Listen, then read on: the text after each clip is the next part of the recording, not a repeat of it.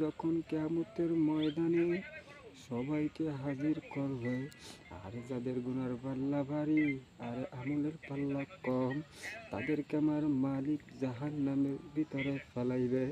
আর যাদের গুনার পাল্লা কম, আমলের পাল্লা ভারী, তাদেরকে আল্লাহু আকবার আমার মালিক কুরাইয়া কুরাইয়া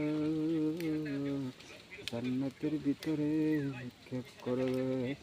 ওই অবস্থায় একদল লোক আল্লাহু আকবার আমার মালিক তাকে জাহান্নামের ভিতরে ফেলাইবে। তখন জাহান্নামের ভিতরে ফেলানোর সময় ওই লোকটি বলবে আলহামদুলিল্লাহ। তখন মালিক বলবে, হে আগুন এমন তেজ বাড়াইয়া দাও ও 1000 বছর পূর্বে আর নাফরমান আমাকে স্মরণ করবে। তখন ওই লোকটি শোনার পর আবারও মালিকের শুকরিয়া জানাইয়া বলবে আলহামদুলিল্লাহ।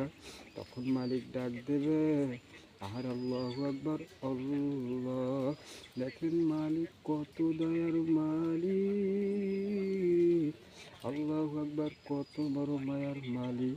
তখন ওই লোকটিকে মালিক জিজ্ঞেস করবে, আরে তুই তো জাহান্নামের খবর জানো, কেউ জাহান্নামের ভিতরে যাইতে চায় না, তুই তারপর জাহান্নামে দেবার পর আলহামদুলিল্লাহ কেন বললি? তখন ওই বান্দা বলে, মালিক সব তো আপনার হুকুম, আপনি আমাকে জাহান্নামে দিবেন, আপনার দয়া, তাই আপনি শুকরিয়া জানাই আমি বললাম আলহামদুলিল্লাহ। এই কথা শোনার সঙ্গে সঙ্গে ওই লোকটিকে আমার মাওলা জাহান্নাম থেকে আর মুক্তি দিয়া জান্নাতের ভিতরে ফেলাইল, কারণ মাওলার কথা তার কাছে অনেক ভালো লাগলো।